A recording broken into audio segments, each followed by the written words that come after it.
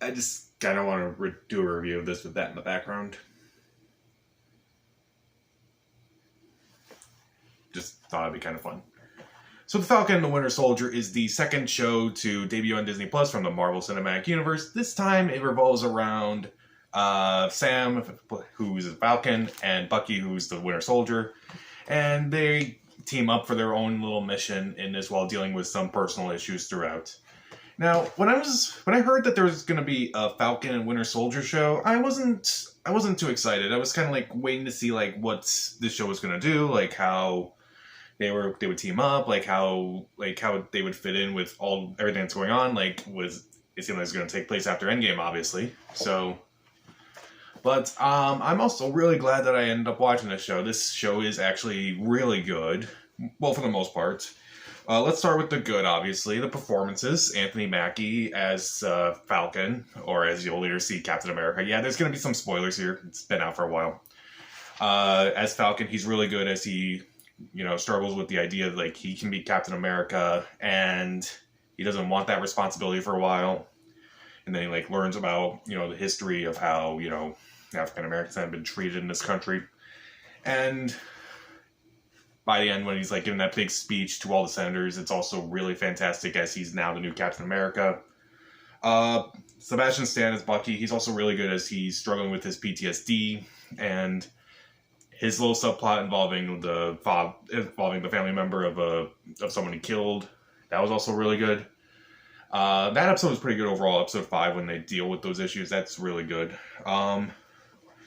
Also, like, when they team up, it's like, you don't really get to see them too much together before then. Like, in the MCU, but now it's like, now they're together, it's like, you two have good back and forth, so that's really good. And also, the action is really good for the most part. It's not as action-packed as I was thinking it was going to be, but, like, it's definitely more in vain to say Captain America the Winter Soldier, which, as good as that movie is, admittedly, it's definitely more of a spy thriller than it is an action show. Anything action-related. So. But the action scenes are fine. They're really fun at times. There's some great sequences, particularly the one in episode 4 involving John Walker. You know what I'm talking about. And the discussions in this show are also really good about, like, as I mentioned earlier, Sam is conflicted about the whole, using that shield and, like, how, African Americans have been treated in the U.S. And he meets someone who's been part of a program for the super serum. And that's all really good. Also, the PTSD conversations that take place in this show are also really good. That's something that's the MCU shows are doing, I guess, right now, is that they're talking about very serious issues with these characters, and I think it works in a lot of ways, and it's definitely effective, I would say. I think Loki's going to change. Loki is definitely going to change that. I don't think that's going to be that as serious, but it is a nice change of pace for the MCU, even if it is in a TV show.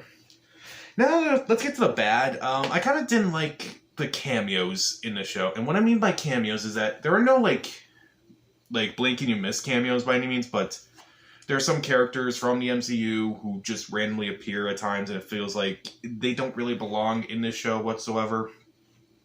Like Baron Zemo. Like Zemo, he appears at one point. He does a dance in a nightclub, which became a meme. It didn't really work for me. I didn't really buy into him being there, really. Rhodey also appears at one point. Florence Kazumba returns. And it didn't really work. It just felt like, oh, I'm here too. Bye.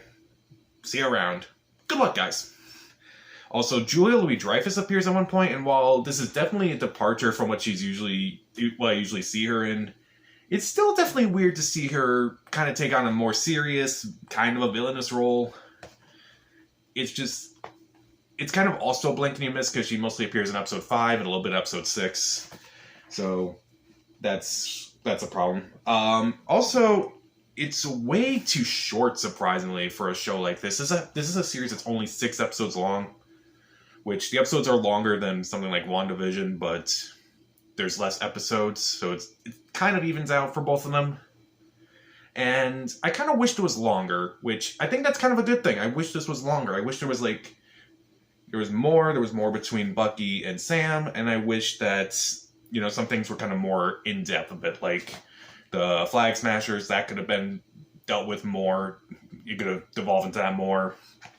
Also, like I mentioned at the end of episode 4, when, you know, John Walker, you know, he smashes that guy with the shield, and there's blood on the shield, and that was shocking, obviously. I feel like that, and it feels like that was really impactful. That was, like, really cool for, like, very early on in the show.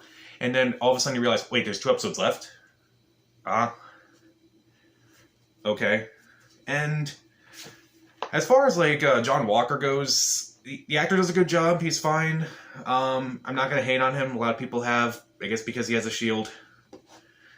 Which, yeah, that's not his shield. That's Sam's. So, and also, again, I mentioned the villains. They didn't really do much for me. They're kind of generic, honestly. They're a little more... They definitely weren't as good as the villains in, say, WandaVision, but...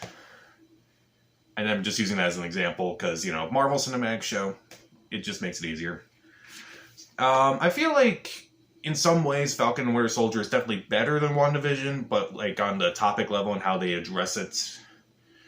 But I just think WandaVision is a little better, a lot more, I would say it's, like, more well-made than Falcon and Winter Soldier at times. I don't know. Each their own, so... So I'll give Falcon and Winter Soldier... so overall, Falcon and Winter Soldier is it's definitely a really good, a really impactful, really important show to watch. The 2 leads are great. The action scenes are incredible. It has a lot of important discussions to talk about. I just didn't really care for all the cameos. I call them cameos because that's just easier to say. And also, I kind of wish they expanded more in certain parts, but... They didn't because they only had 6 episodes. So I'll give Falcon and Winter Soldier 3 out of 4 stars. See it. So, what did you think of Falcon and Winter Soldier, and which do you prefer, this or WandaVision? Comment down below, subscribe to the channel. This is Pat, and stay safe.